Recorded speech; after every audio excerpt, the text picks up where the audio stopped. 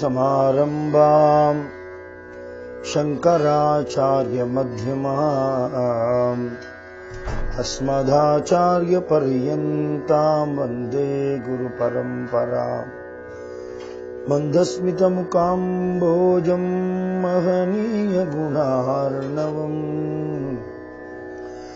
मधुराभाषिणम् शान्तम् सर्वभूतदयापरम्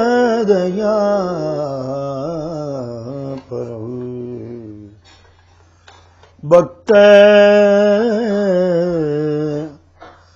वात्सल्यजलधौ परमानन्द विग्रहम् ज्ञानानन्दम् प्रपन्नोऽस्मि निर्मलज्ञानसिद्धये अपार करुणासिन्धुम् ज्ञानदम् शान्तरूपिणम् श्री चन्द्रशेखर गुरुम् प्रणमामि मुदान्वहम्।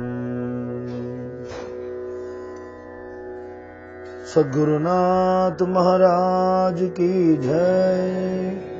हर हर नमः पार्वती पतये हर हर महादेव।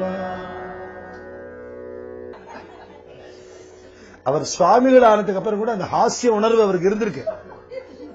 சின்ன வயசுல நிறைய இருந்ததுன்னு சொல்றா. வேற ஒரு ஊர்ல கேம்ப்ல இருக்கார். அவர் பெரிய மகான்கள பெரும்பாலும் தூங்க மாட்டார். தன்னோட கவலை நிறைய இருக்கிறவனுக்கு தூக்கம் வராது, லோக விசாரம் இருக்கிறவனுக்கு தூக்கம் வராது இல்லையா? நம்ம வீட்டு கவலை நிறைய இருந்தா நம்ம டென்ஷன்ல நமக்கு தூக்கம் வராது. அவளுக்கு அந்த கவலை எல்லாம் கிடையாது. உலகத்தை உத்தாரணம் பண்றதுக்கு என்ன பண்ணலாம், அடுத்தடுத்து என்ன பண்ணலாம் நினைச்சிட்டு இருப்பா. அதனால தூக்கம் வராது. எல்லாம் மடத்துல சிப்பந்திகள்லாம் படுத்துட்டு இருக்கா. இவர் இப்படி வெடிகார்த்தால பிரம்ம முகூர்த்தத்துக்கும் சத்த முன்னாடி அப்படி நடந்துட்டு இருக்கார் பாதுகையை போட்டு.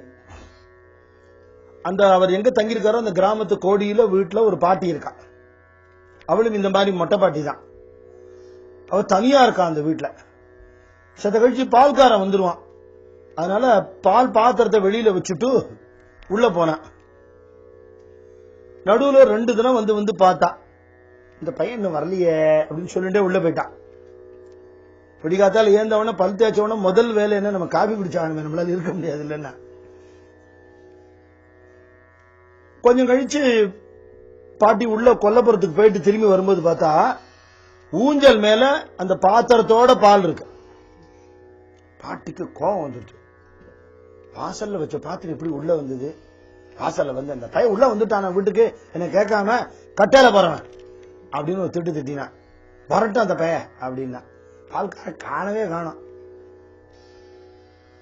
எங்க போனான்னு தெரியல. கட்டையில போறவன் அப்படின்னு திட்டினா. பெரிய அங்கேருந்து சின்ன வந்து அந்த கட்டையில போறவன் நான் தான் அப்படின்னு நடுக்கி போய் நமஸ்காரம் பண்ணி, பெரியவா நான் தெரியாம சொல்லிட்டேன், இந்த பால் எப்படி உள்ள வந்தது தெரியும், நீ வச்சுட்டு போயிட்டு இருந்த, உள்ளுக்கு வெளிக்கும் போயிட்டு இருந்த, அவன் விட்டுட்டு போயிட்டான், பூனை இது பண்ணி எடுத்துனா என்ன பண்றது, நக்கி எடுத்துனா என்ன பண்றது, அதனால நான் கொண்டு போய் அங்க உள்ள வச்சுட்டேன் அப்படின்னு சொன்னாரா. என்ன பண்ணிருக்கார் இவர், சுவாமிகளா இருக்கிறவர் வெளியில ஒரு கதவை அப்படி சாத்தி இருக்கா. அண்ணாண்ட ஒரு பாதை இருக்கு, ஒரு செவரேறி குதிச்சு போய் வச்சுட்டு வந்திருக்காரு அந்த பாட்டிக்கா. தெரியாம கட்டையில போறவன்னு சொல்லி, நீ ஒண்ணு தப்பா சொல்லு, நான் பாதுகா தானே போட்டுட்டு போறேன், கட்டையில தான் போறேன்.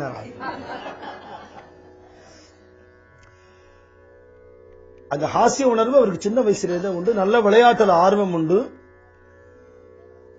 இங்கிலீஷ் அவ்வளவு நல்லா பேசுவாராம். பைபிள்ல ரிசைட்டேஷன் போட்டி அவ நேத்திக்கே சொன்னேன் கதையில. அவள் எதுக்கு ஸ்கூல் வைக்கிறான்னா, எஜுகேஷனல் சர்வீஸ்ங்கிறதுலாம் செகண்டரி தான். அவ ரிலிஜனை அதுக்குள்ள மிக்ஸ் பண்ணணுங்கிறதுக்காக தான் அவ பண்றா.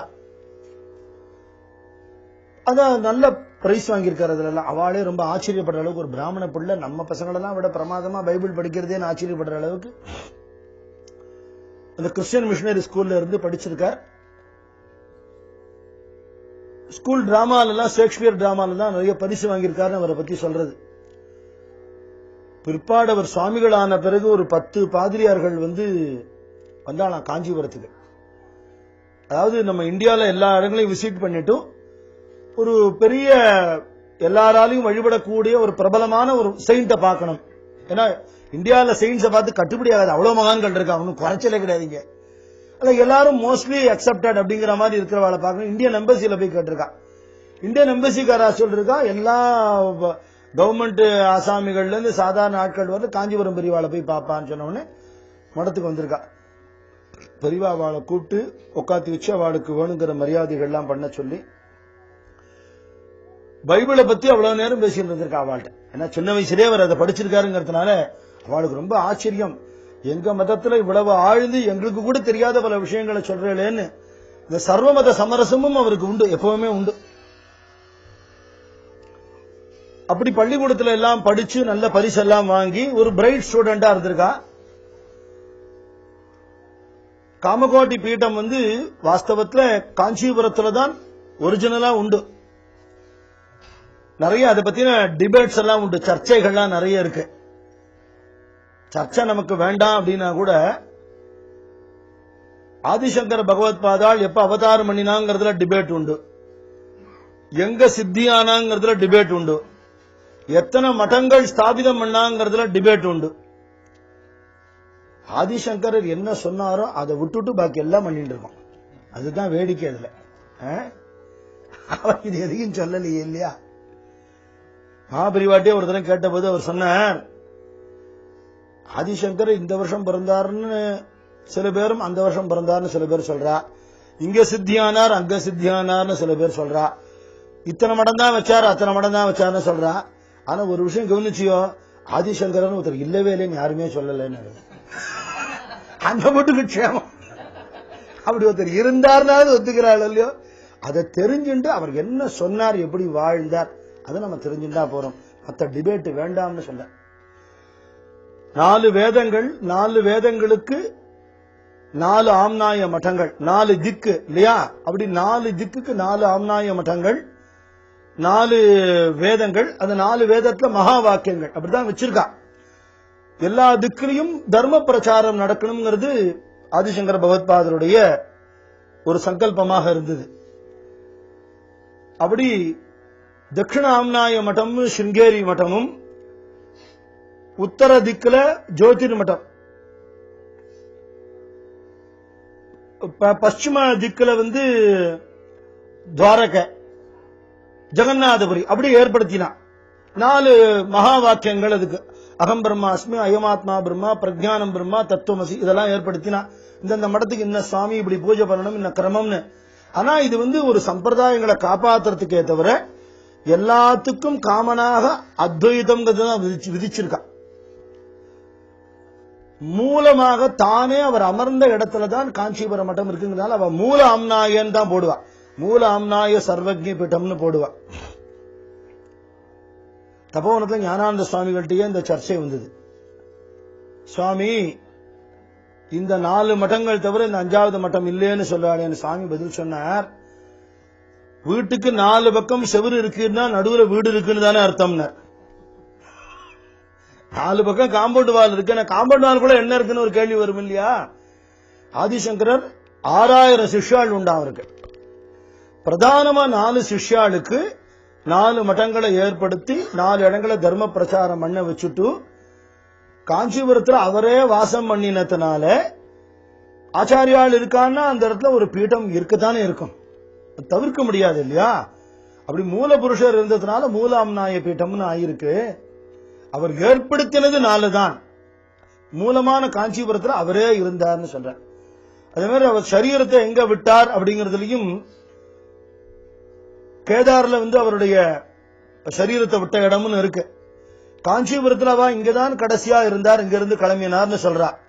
இதுல 2த்துல எது சரி அப்படின்னு சித் சுரூபானந்தகிரின்னு ஒருத்தர் ஞானானந்த சுவாமிகளை கேட்டார். சுவாமி சொன்னார், 2ம் சரியினார். 2ம் எப்படி சரியா இருக்க முடியும்னு கேட்டதுக்கு, சிருங்கேரியில் இருந்தபோது தாயாருடைய சரீரம் விட்டுட்டு அம்மா கிளம்புறாங்கிறது, அம்மா கடைசி நேரத்தை என்ன நினைச்சுக்கோ நான் வருவேன்னு சொன்னார் இல்லையா. என்ன டிரான்ஸ்போர்ட் இருந்து அவர் காலடிக்கு போனார். ககன மார்க்கத்துல தான் போனார், யோக சக்தியோட தான் போனார். ஒரு சில இடங்களுக்கு யோக சக்தியை பகவத்பாதாள் காட்டியிருக்கார். அப்படி காஞ்சிபுரத்துல இங்க குளத்துல இறங்கினார், அங்க கேதார்நாத்ல வந்தார். அதனால ரெண்டும் சரியில்லை சுவாமி. பகவத்பாதாளுக்கு அது அசாத்தியம்னு நாம சொல்ல முடியாது இல்லையா? இன்னும் ஒரு விசாரமும் குருநாதர் ஞானானந்த சுவாமிகிட்ட வந்தது. காஞ்சி பெரியவா பெரியவாளா, சிருங்கேரி பெரியவா பெரியவாளான்னு ஒருத்தர் கேட்டார். சாமி சிரிச்சுட்டே, நம்மளை விட 2 பேரும் பெரியவான்னு. அதாவது கேள்வி கேட்கிற ஒன்ன விட அவ 2, நமக்கு எதுக்கு அந்த விசாரம்? நமக்கு தேவை இல்லையே இல்லையா? நமக்கு தேவை எந்த மகான் கிட்டே இருந்து எந்த விஷயத்தை கிரகிச்சுண்டு நம்ம எப்படி முன்னேறணும்ங்கிறது. மற்ற விசாரங்கள் விதண்டாவாதம் தானே, பிரயோஜனம் இல்லை. காஞ்சி மட்டம்ங்கிறது ஒண்ணு கிடையவே கிடையாதுன்னு ஒரு புஸ்தகம் எழுதப்பட்டிருந்துதான். கடுமையா மடத்தையும் அந்த பீட்டாதிபதிகளையும் தாக்கி ஒருத்தர் எழுதியிருந்தா, அதை படிச்சுட்டு ஒருத்தர் கொதிச்சு போய் பெரியவாட்ட இது மாதிரி ஒரு புக்கு வந்திருக்கு பெரியவா அப்படின்னார். அது யாரு பப்ளிஷ் பண்ணிருக்கான்னு விசாரின்னா, என்ன மொத்தமா அத்தனை புக்கையும் வாங்கிடுவார். அது நினைச்சுல இதுதான் பெரியவா பண்ணுவான், நானும் எதிர்பார்த்தேன். வாங்கி டெஸ்டாய் பண்ணிட்டா வெளியிலே போகாதுன்னு நினைச்சுட்டார் இவர். பெரியவா சொன்னார், வாங்கிட்டோ மடத்து வாசல்ல வச்சுன்னு வரவாளுக்கெல்லாம் ஒரு புக்கு ஃப்ரீயா கொடுங்க. இத படிச்சுட்டு எவன் வரானோ அவன் வந்தா போறோம். நம்பிக்கை அப்படி இருக்கணும். ஒருத்தர் சொல்லிட்டாங்கிறதுக்காக நம்ம புத்தி மாறிட முடியுமா என்ன இல்லையா? அவருடைய காலத்துல அவர் சுவாமிகள் ஆறதுக்கு முன்னாடி 66வது பட்டம் பெரியவா. அவர் பேரும் இவர் பேர் தான், சந்திரசேகரேந்திர சரஸ்வதி சுவாமிகள் தான் அவர் பேரும். அவதான் இருந்தா. காஞ்சிபுரத்தில் இருந்த மட்டம் 62வது பீட்டாதிபதி சுவாமிகளால அங்கிருந்து கிளம்பிட்டாவா. எதுக்குன்னா அப்ப அந்த ஆற்காட்டு நவாபு கலவரம் எல்லாம் நிறைய இருந்ததுனால தங்கத்துல காமாட்சி ரூபம் வச்சிருந்தா, பங்காரு காமாட்சி. அவதான் இப்ப தஞ்சாவூர்ல இருக்கா. இவா எல்லாத்தையும் மெட்டலா தானே பாப்பா எடுத்து தூக்கி உருக்கி போட்டுருவாங்களே அந்த பசங்க பயந்துட்டு சாமி எடுத்துன்னு கிளம்பிட்டார். பொதுவாகவே இந்த முஸ்லீம் இன்வேஷன் போது நிறைய ஸ்தலங்கள்லாம் இடம் மாறி போனது, சுவாமி எல்லாம் காப்பாத்தினா. திருவரங்கன் உலா எல்லாம் உண்டு, பகவானை காப்பாத்தினதுக்கு என்ன பாடுபட்டான்னு நிறைய சரித்திரங்கள் உண்டு. அப்படி இந்த காமாட்சியை எடுத்துட்டு இது கலாட்டா ஜாஸ்தி ஆகிறதுக்குள்ள கிளம்பணும்னு கிளம்பி உடையார் பாளையத்துல கொஞ்ச நாள் இருந்துட்டு அதுக்கப்புறம் தஞ்சாவூர் ராஜா கேட்டுண்டான்னு தஞ்சாவூருக்கு போனார் சுவாமிகள். அப்புறம் அங்க கொஞ்ச நாள் இருந்து காமாட்சி அங்கேயே நவநீத கிருஷ்ணன் கோவில் பக்கத்துல இப்ப இருக்கிற காமாட்சி சன்னதி பார்த்திருப்பேன் தஞ்சாவூர்ல, அங்க நியமிச்சுட்டு அம்பாள் அங்கேயே இருக்கிறதா சங்கல்பிச்சுட்டா. அதுக்கப்புறம் கும்பகோணத்துல மட்டம் ஏற்பாடு பண்ணிட்டு அப்படி இருந்து கும்பகோண மடத்து சுவாமிகள்னு ஆயிடுத்து. பின்னாடி மகாபரிவா காலத்துல தான் திருப்பியும் பேக் டு காஞ்சிபுரம் அவ வந்தா. அப்போ 66வது பட்டம் பெரியவா தான் இவா காலத்தில் இருந்த சுவாமிகள். ஆச்சாரிய புருஷால்கிட்ட நல்ல பக்தி வேணும், ஸ்ரத்த வேணும். அடிக்கடி போய் பெரியவாளெல்லாம் பார்க்கணும். காரணம் என்ன அப்படின்னா, லௌகீக வாழ்க்கையிலேயே நாம வாழ்ந்துட்டு இருக்கோம், தெய்வீக வாழ்க்கையில அவ இருக்கா இல்லையா? அப்பப்ப போய் பேற்றை தவம் சற்றும் இல்லாத என்னை இப்பிரபஞ்சம் என்னும் சேற்றை கழிய வழிவிட்டவான்னு இந்த சேறு பூசின்னு இருக்கிற நாம அப்பப்போ போய் இந்த கங்கையில ஸ்நானம் பண்ணி பவித்திரமாக்கிக்கணும். அதுக்காகவே சாது சங்கம் அவசியம் வேணும். எப்ப பாரத தேசம் போக நேர்ந்தாலும் மகான்கள் இப்பவும் இருக்காளான்னு என்னெல்லாம் சில பேர் கேட்பா. ஒருத்தர் போன்லயே கேட்டார், நீங்க உபன்யாசத்துல டிவியில சொன்னேன் இன்னைக்கும் மகான்கள் இருக்கான்னு, யாரை கேன் யூ நேம் அப்படின்னார். நான் சொல்லுவேங்க, எனக்கு மகானா படுறவாள் நீ ஒத்துக்கணும் அவசியம் இல்லை. You may not accept. அது விஷயமா நமக்குள்ள ஆர்கியூமெண்ட் வர வேண்டாமே. சரீரத்தோட இருந்தா தான் கணக்கு இல்ல, அதிஷ்டானத்துல சமாதியில இருக்கவா இன்னைக்கும் அதே அனுகிரகத்தை தான் பண்ணிட்டு இருக்கா. அவ உடம்போட நடமாடினா. தபோவனத்துல ஞானானந்த சுவாமிகளோட மகா சமாதிக்கு அப்புறம் குருநாதர்கிட்ட அத்தியந்தமா பக்தி இருந்த ஒரு அம்மா காஞ்சி மகாபரிவாட்ட போனா. பெரியவா சொன்னார், இங்க நமஸ்காரம் பண்ணுவோம் சன்னியாசியை பார்த்தோங்கிறதுக்காக, பிரார்த்தனை இங்க பண்ணக்கூடாது, தபோவனத்துல தான் போய் பண்ணணும்னு. எங்க போயிட்டார் அவர் அப்படின்னு கேட்டார். அதிஷ்டானம்னா என்ன அர்த்தம் தெரியுமோ? இங்க எங்க சஞ்சாரம் பண்ணிட்டு இருக்கிற குரு ஒரே இடத்துல உட்கார்ந்து இருக்காருன்னு அர்த்தம், கிளம்பிட்டாருன்னு அர்த்தம் இல்லை. அதுதான் உண்மை. சேஷாத்ரி சுவாமிகளுடைய சமாதியும் போது ரமண பகவான் நின்றுட்டு இருந்தாராம். அவர் திருமேனி உள்ள வைக்கும் போது சேஷாத்ரி சுவாமி ஒரு இடத்துல இருக்க மாட்டார், விறுவிறுன்னு நடந்துட்டே இருப்பார். ரமண பகவான் சொன்னாரா, இனிமேலாவது ஒரு இடத்துல இருப்பார் வேற நேரம். அப்படி இருந்து கொண்டு அனுகிரகம் பண்ணிட்டே இருப்பார். அந்த மகான்களுக்கு அழிவு கிடையவே கிடையாது. எப்ப போனாலும் ஏதாவது ஒரு மகானோட அதிஷ்டானம் ஒரு பிருந்தாவனத்துக்கு அவசியம் போயிட்டு வரணும். நம்ம இந்தியாவுக்கு போறோமா, சொந்தக்காரால பாக்குறது அது இருக்கவே இருக்க, எங்க விடவே விடாது, அது பாட்டுக்கு இருக்கட்டும். இவாள்லாம் சரீர பந்துக்கள், அவள்லாம் ஆத்ம பந்துக்கள் இல்லையா? எப்ப போனாலும் ஏதாவது ஒரு மகாத்மாவுடைய ஒரு பிருந்தாவனம் ஒரு அதிஷ்டானம் போய் நமஸ்காரம் பண்ணிட்டு வரணும் கட்டாயம். அவ ஜீவியவந்தாளா இருந்துட்டாளா ரொம்ப சந்தோஷம், அடிக்கடி கைங்கரியம் பண்ணணும். அப்படி 66வது பட்டம் பெரியவாள சுப்பிரமணிய ஐயர் குடும்பத்தோட போய் தரிசனம் பண்ணினார். திண்டிவனத்துக்கிட்டக்க பெருமுக்கல்ங்கிற கிராமத்துல இப்ப முகாமிட்டு இருந்தார் அந்த சுவாமிகள். இவர் தன்னுடைய எல்லா குழந்தைகளையும் அழிச்சுட்டு போய் நமஸ்காரம் பண்ணினார். கணபதினு ஒரு பிள்ளை, அடுத்தது இவருக்கு சுவாமிநாதன் தான் பழைய நாமம். பேரு அவ்வளவு அழகா அமைஞ்சு எடுத்து இல்லையா. சின்ன குழந்தையா இருந்தா கூட அப்பாவுக்கே உபதேசம் பண்ற தகப்பன் சாமியா தான் ஆயிட்டார் அவர். பின்னாடியுமே சுவாமிநாதன் குலதெய்வத்தோட பேரு வச்சா அப்படித்தான் அவருடைய வாழ்க்கையும் அமைஞ்சது. சாம்பமூர்த்தி சாஸ்திரிகள்னு ஒரு பிள்ளை இருந்தார். சதாசிவம்னு ஒரு பிள்ளை, அவர் தான் சிவன் சார்னு சொல்லக்கூடிய ஒரு மகான். மகாபரிவாவோட தம்பிகள்லயே எல்லாரும் வேத சம்பந்தமா இருந்தவா. இவர் பெரியவா மாதிரியே ஞானியாகவே இருந்தவர். ஏணிப்படிகளில் மாந்தர்கள்னு ஒரு புஸ்தகம் எழுதியிருக்கார். ரொம்ப டஃப் சப்ஜெக்டா இருக்கும். அது என்ன சொல்றதுன்னா, மகா பாபியா இருக்கிற நிலையிலேருந்து ஒருத்தன் ஞானி ஆகணும்னா என்னென்ன ஸ்டெப்ஸ் சொல்றது. வெறும் ஸ்டெப் மட்டும் சொல்லாமல் எந்தெந்த குணங்கள் இருக்கிறவன் எந்த கேட்டகரின்னு சொல்றார். இப்ப நம்ம வெளியில சொல்லிக்க வேண்டாம், நம்ம குணங்கள் நமக்கு தெரியுமோ இல்லையோ. அப்ப நம்ம இதுல நம்ம எந்த கேட்டகரியில இருக்கோம் டேபிள் கண்டுபிடிச்சிடலாம். என்ன பண்ணினா பியூரிஃபை பண்ணிட்டு மேல போலாம்ங்கிறதுக்கு அப்படி இருந்த மகான்கள் சரித்திரம், அதாவது not only in India, all over the world. எப்ப எந்த காலத்துல மகான்கள் எப்படி எல்லாம் இருந்திருக்கா அதெல்லாம் ரொம்ப அந்த புஸ்தகத்துல சொல்றாரு. அவர் ஒரு சகோதரர், ஏணிப்படிகளில் மாந்தர்கள், ரொம்ப அருமையான புத்தகம். சிவான்னு போட்டிருக்கோம், அது எழுதினது மகாபரிவாவுடைய சகோதரர்.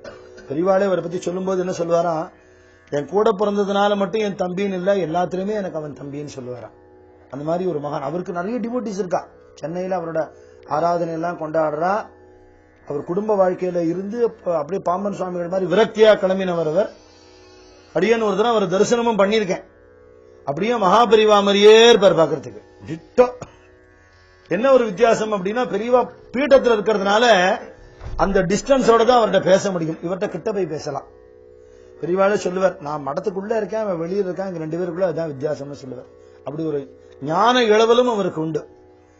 இந்த குழந்தைகள்லாம் ஆக்சுவலி போய் சுவாமிகளை நமஸ்காரம் பண்ணினார். சுவாமிகள் எல்லாருக்கும் அனுகிரகம் பண்ணினார், ஆசீர்வாதம் பண்ணினார். சுவாமிநாதனை விசேஷமாக ஒரு கட்டாட்சம் பண்ணினார். பண்ணிட்டு பேச்சு கொடுக்கிறார். இவர் ஞானபரமா பேசினா அந்த குழந்தை, அவ்வளவு சின்ன பையன், அவருக்கு ஏத்தாப்புல பேசுறான். சுப்பிரமணியர், நீர் பாக்கியசாலி, உங்க பிள்ளை மகாபுருஷனா வருவான்னு சொன்னாராம். இந்த மகாபுருஷனுக்கு அவ அப்பா என்ன எடுத்துட்டாருங்கிறத அவர் வீட்டுல சொல்லியிருக்காரு. அதை பெரியவா பின்னாடி சொல்றா. கவர்மெண்ட்ல பெரிய உத்தியோகத்துக்கு வருவான்னு நினைச்சிருந்தாரு. நமக்கு தெரிஞ்சாப்புல தான் நம்ம நினைக்க முடியும். மகாபுருஷன் நம்ம என்னத்தை கண்டோம். பரவாயில்ல, பையன் கவர்மெண்ட் சர்வெண்ட் ஆகினா அந்த காலத்துல பெரிய விஷயம். அரக்காசு ஆனாலும் அரமண காசுன்னு அதுக்கு ஒரு பெரிய மரியாதை உண்டு. நம்ம கவர்மெண்ட் பையனுக்கு கவர்மெண்ட் சர்வீஸ்க்கு வருவான்னு நினைச்சுட்டாரா. அதுக்கப்புறம் எப்பெல்லாம் சந்தர்ப்பம் கிடைக்கிறதோ அடிக்கடி வாங்கோ, எப்ப வந்தாலும் குழந்தை அவசியம் அழிச்சுன்னு வாங்குவான்னு சொன்னாராம். அவர் குருதேவர் சொல்ற மாதிரி மார்க் பண்ணிட்டாவா. குருதேவர் ராமகிருஷ்ண பரமஹம்சருக்கு எனக்கு எந்த சரித்திரம் சொன்னாலும் அவரை பத்தி சொல்லாமல் என்னால இருக்க முடியாது. என்னமோ என்னுடைய மைண்ட் செட்டப் அப்படி. நிறைய அவர் சம்பந்தமான விஷயங்களை அவர் ஆழ்ந்து படிச்சதுனாலயோ என்னமோ, அண்ட் எந்த சரித்திரத்திலையும் அவருக்கு ஒரு ரெஃபரன்ஸ் இருக்கும், தவிர்க்கவே முடியாது. இது நான் இல்ல, தெய்வத்தின் குரல்லயே நிறைய இடங்கள்ல மகாபரிவாலே அவரை ரெஃபர் பண்றார். அவருக்கு பொண்ணு கிடைக்கல குருதேவருக்கு. சித்த சுவாதீனம் இல்லாத பையன்கிற மாதிரி ஊர்ல தப்பா புரிஞ்சுட்டு இருக்கா.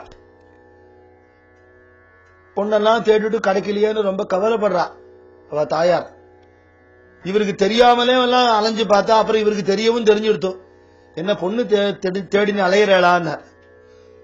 எனக்குன்னு வைக்கோல் பிரி சுத்தி ஜெயராம் பாட்டியில இருக்கா, போய் பாருன்னு. அது என்னன்னா, கிராமத்துல விவசாயிகள் என்ன பண்ணுவாளாம், முதல் விளைச்சலை பகவானுக்கு கொடுக்கறதுன்னு ஒரு வழக்கம். அதனால ஒரு பூசணி கொடியோ அவரை படல் எது போட்டாலும் முதல்ல எது காய்க்கிறதோ அதுல ஒரு வைக்கோல் சுத்தி வச்சிருவாங்க. என்ன பறிக்கிறது அடையாளம் தெரியணும். அந்த முதல்ல சுவாமிக்கு போகணும்னு. அப்படி எனக்குன்னு வைக்கோல் சுத்தி வச்சிருக்கு, அங்க போய் பாருன்னார். இவ போய் பார்த்தா ஜெயராம் பட்டியில அப்படி ஒரு குழந்தை இருக்கு. 5 வயசு குழந்தை. அதுக்குதான் கல்யாணம். இவருக்கு 18 வயசு, இவருக்கு 23. 18 வருஷம் வித்தியாசம். வித்தியாசமே 18 வயசு வித்தியாசம். மகா சமாதி ஆகும்போது அவருக்கு வயசு 50, அம்மாவுக்கு வயசு 32 வயசு. கற்பனை கூட பண்ணி பார்க்க முடியாத ஒரு தாம்பத்தியம் அது. அப்படி வைக்கோல் பெரிய சுத்தினாப்புல இவரை மார்க் பண்ணிட்டார் பெரியவா. இவாளும் அடிக்கடி சந்தர்ப்பம் கிடைக்கும் போதெல்லாம் சுவாமிகள்னா நம்ம ஊர்கிட்ட கேம்ப்ல இருக்கிறத அந்த சான்ஸ் விடக்கூடாது. நம்ம எந்த ஊர்ல இருக்கோமோ அந்த ஊர்கிட்ட யாராவது மகான்கள் வந்துட்டான்னா அந்த பாக்கியத்தை நம்மளால போய் மெனக்கட்டு பார்க்க முடியல. அவ ஏன் இப்படி சஞ்சாரம் பண்ணிட்டே இருக்கா? பகவான் உற்சவ மூர்த்தியா வரான் இல்லையா? மூலவரா இருக்கிற பகவான் கோவில போய் பார்க்கறதுக்கு நமக்கு சோம்பேறித்தனம். கோவில் வழியாவே இப்படி இப்படி இப்படியும் போவோம். இப்படி கும்பிடுறதுக்கு கூட நம்மளால முடிய மாட்டேங்கிறது. அதாவது மனுஷால் கொடுக்கிற அப்பாயின்மெண்ட்டுக்கு மரியாதை கொடுப்போம்.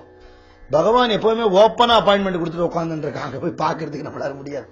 இப்ப பகவான் என்ன பண்றா, கருணை பண்ணி பரவாயில்லடா என் குழந்தை நீ என்ன வந்து பாக்காட்டான நான் வந்து உன்னை பாக்குறேன்டா அப்படின்னு உற்சவ மூர்த்தியா வர்றாரு வெளியில. நீ எங்க இருக்கோ இருக்கிற இடத்துல இருந்து செருப்பு ஷூ எப்படி போடணும் என்ன இப்படி கண்ணத்துல போட்டுக்கோ, இல்ல வெறும் என்ன பாரு போறோம் அப்படின்னு பகவான் கருணை பண்ணி வர்றார்.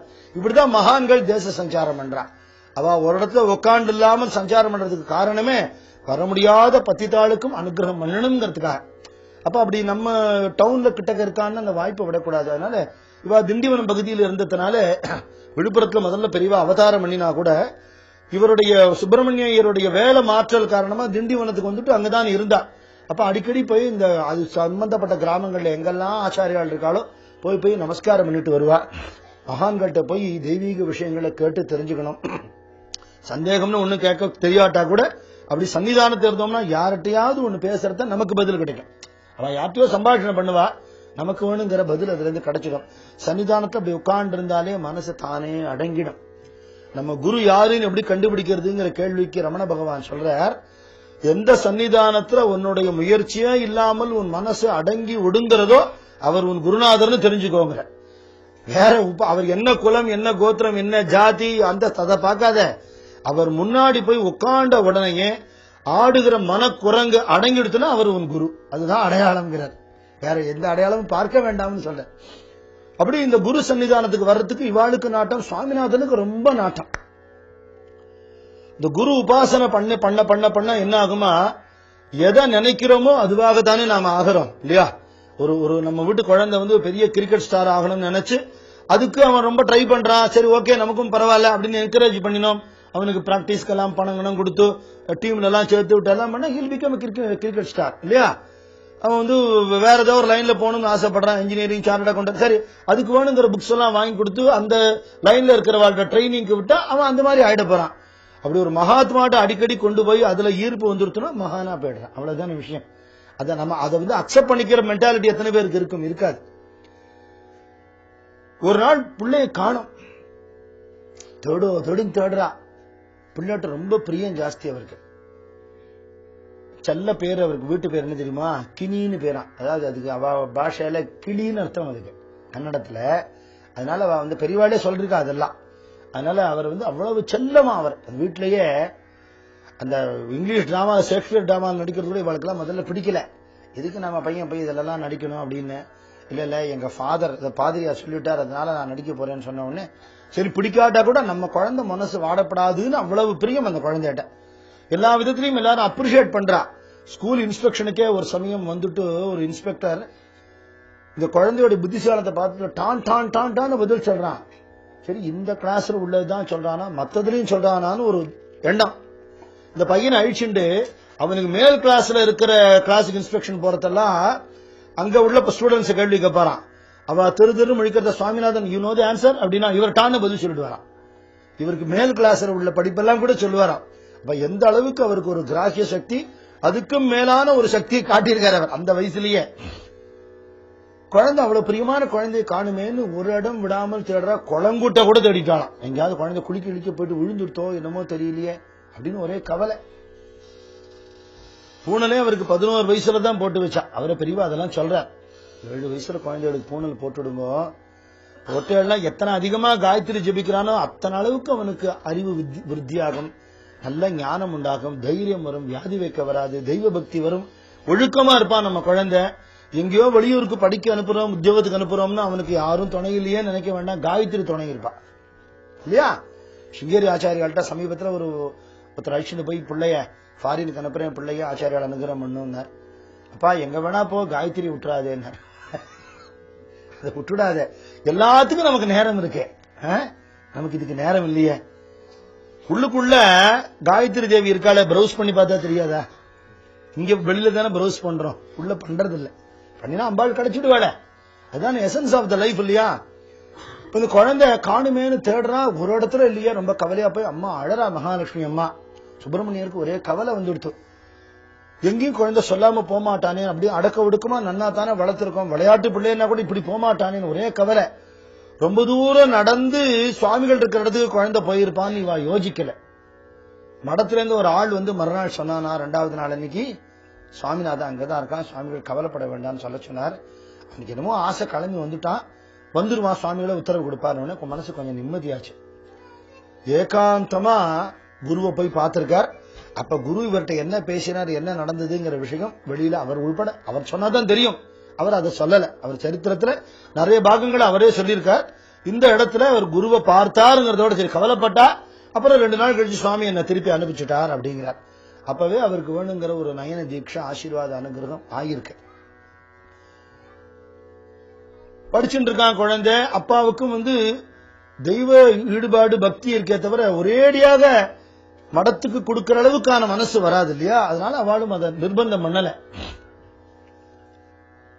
பிற்பாடு ஒரு நாள் ஒரு டெலகிராம் வந்தது சுப்பிரமணியருக்கு. சுவாமிகள் உடனே குழந்தைய அழிச்சுட்டு வர சொல்றார், கலவைக்கு வர சொல்றார். கலவையில இருந்திருக்கார் அப்ப சுவாமி, அங்க வர சொல்றார். இவருக்கு ஆபீஸ் வேலையா உடனே போக முடியல. போகணும்னு நினைச்சிட்டு இருக்க சுவாமிகிட்ட இருந்து டெலகிராம் வந்துருத்து. என்னன்னு விஷயம் தெரியாது. எப்ப போனாலும் குடும்பத்தோட தான் போவோம். அப்படி போகணும் நம்ம, இப்ப சுவாமி கூட்டுக்கான ஆபீஸ் நிர்பந்தம்னு ஒண்ணு இருக்கு இல்லையா? நினைச்ச போது போக முடியல. சரி போகலாம், இந்த வீக்கெண்டோ அடுத்த வாரமோ போலாம் அப்படின்னு நினைச்சிட்டு இருக்க. சுவாமிகளுக்கு உடம்பு ரொம்ப முடியாமல் போய் வைசூரிங்கிற அந்த நோய் கண்டு அவர் மகா சமாதி ஆக போறார். அது அவருக்கு தெரிஞ்சுடுத்து. சுவாமிநாதனுக்கு சன்னியாசம் கொடுக்கணும்னு நினைச்சுட்டு இருந்தார். குழந்தை வரலேங்கிறதுனாலையும் தகுதி உள்ள இன்னொரு குழந்தை கொடுக்கலாமேனுட்டு மடத்துல இருந்து இவருடைய பெரியம்மா பிள்ளை, இவ அம்மாவோட சகோதரி பிள்ளை லட்சுமிகாந்தன் இருந்தார். அவளை பத்தி பெரியவா ரொம்ப உருகி சொல்லுவார். உத்தம அதிகாரி அவர். அண்ணாங்கிறதுனால எனக்கு மூத்தவர்னு இல்ல, பீட்டத்திலையும் எனக்கு மூத்தவரா போயிட்டார். அப்படி குரு சேவை பண்ணுவார். சாஸ்திரோக்தமா எப்படி இருக்கணுமோ அப்படி இருப்பார். யார்ட்டையும் அதிகமா பேச மாட்டார். வேத பாடங்களே படிச்சுண்டு எங்களுக்கெல்லாம் கிடைக்காத வைதீக வாழ்க்கை சின்ன வயசுலயே அவருக்கு கிடைச்சதுன்னு சொல்ற. சுக்லாம்பரதரம் விஷ்ணு அதுக்கு சொல்லும் போது சொல்றார், சுக்லாம்பரதரம்னு சொன்னா வெள்ளை ஆடை உடுத்தவர்னு ஒரு அர்த்தம், பிரம்மச்சரியத்தை காக்கிறவர்னு ஒரு அர்த்தம். அந்த அர்த்தம் எங்க அண்ணாவுக்கு பொருந்தும்னு சொல்ற. இவ்வளவு உத்தமரா இருந்திருக்காரு. அவருக்கு சன்னியாசம் கொடுத்து 67வது பீட்டாதிபதியாக அவர் ஆக்கிவிட்டார் சுவாமிகள். இந்த விஷயம் இவாளுக்கு தெரிகிறது. ஆஹா, சுவாமிகள் வர சொன்ன போது நம்ம போகலையே, சுவாமிகள் மகாசமாதி ஆயிட்டார். மகாசமாதி ஆயிட்டார்னா அடுத்தது சந்தோஷமா எடுத்துக்கிறதா எப்படி எடுத்துக்கிறதுன்னு தெரியல இல்லையா?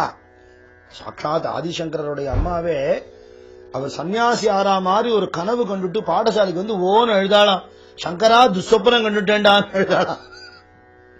குழந்தை சன்னியாசி ஆறது நல்லதா கெட்டதான்னு எப்படி தெரியும்? அது தாயாருடைய பாவத்துக்கு புரிஞ்சுக்க முடியாது. லோகக்ஷேமம்ங்கிறது வேற, குடும்பக்ஷேமம்ங்கிறது வேற, ரெண்டும் தனித்தனி ஆஸ்பெக்ட் இல்லையா?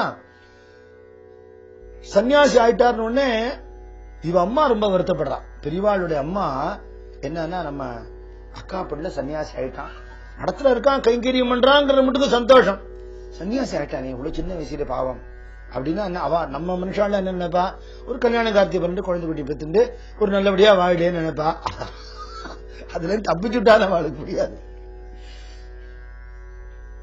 உடனே அவளுக்கு ஆறுதல் சொல்லணும்னா அங்கதான் இருக்கா சகோதரி, அதாவது சுவாமிகளோட பெரியம்மா அங்க இருக்கா, தலைமையிலே இருக்கா. எப்படி வருத்தப்படுவாளோ பாவம். ஏற்கனவே கணவனை இழந்துட்டா, தகப்பன் இல்லாத குழந்தை, தாயார் ஆதரவுல இருந்துருந்தா, மடத்துல ஏதோ கைங்கரியம் இருந்தா, ஏழ்மை, சுவாமிகள் சன்னியாசம் கொடுத்துட்டாரா, சரி அப்பப்போ அவளை ஆறுதல் சொல்லணுமே, எப்படி அழுவலோ பாவம், ஒரு குழந்தையாச்சே அப்படின்னு நினைக்கிறா. சுப்பிரமணியர் என்னாலதான் வர முடியல, எனக்கு வேலை மேற்கொண்டு இருந்துட்டே இருக்க, நீ சுவாமிநாதன் அழிச்சுண்டு போயிட்டு வா, போய் அவளுக்கு ஒரு ஆறுதல் சொல்லிட்டு வான்னு. இவா குடும்பம் இல்லையா, சட்டுன்னு கிளம்ப முடியாது. பிளான் பண்ணிட்டு டிக்கெட் எல்லாம் ஏற்பாடு பண்ணிட்டு ட்ரெயின்ல கிளம்பி வந்து காஞ்சிபுரத்துக்கு வந்துட்டு தான் கலவைக்கு போகணும். காஞ்சிபுரத்துக்கு வந்தா குமரகோட்டத்துல முருகப்பெருமானுடைய கோவில்ல அங்கதான் சந்தியாவந்தனம் பண்ணினேன்னு பெரியவா சொல்ற. காஞ்சிபுரத்துக்கு வந்து அங்கதான் நான் சந்தியாவந்தனம் பண்ணேன் அப்படிங்கிற. அப்போ அந்த முதல்ல போனார சுவாமிகள் 66வது பட்டம் சுவாமிகள், அவருடைய நித்திய ஆராதனையில 10வது தினம் அதுக்கு சாமான்கள்லாம் வாங்கிட்டு போறதுக்காக மடத்துல இருந்து ஒரு வண்டி, அதுல மடத்த ஆள் ஒருத்தர் வந்திருக்கார், மேஸ்திரி வேலை செய்கிறவர். அவர் தான் அந்த சாமான் வாங்குறதுக்காக வந்திருக்கார். அவர் வந்தவர் குமரகோட்டத்துக்கிட்ட வேலை பார்த்தோன்னு, சாமிநாதா இங்க எங்க வந்தேன், இல்ல பெரியம்மாவுக்கு ஆறுதல் சொல்றதுக்காக